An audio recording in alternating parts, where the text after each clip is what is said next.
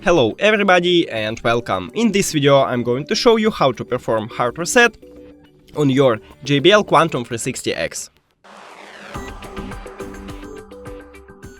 So firstly, make sure that your headphones is turned on and connected with the dongle, and dongle connected with your PC. Now open the application, and if you did it, you will have these headphones here. Just click on it and you will see this menu.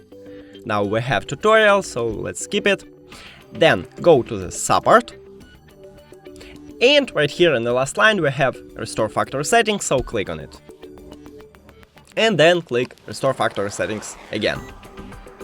Now we should wait.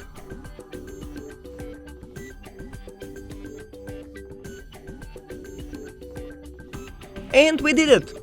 Thank you for watching this video. If you found it helpful, please consider subscribing to the channel and leave the like on the video. It's really important to us. See you later!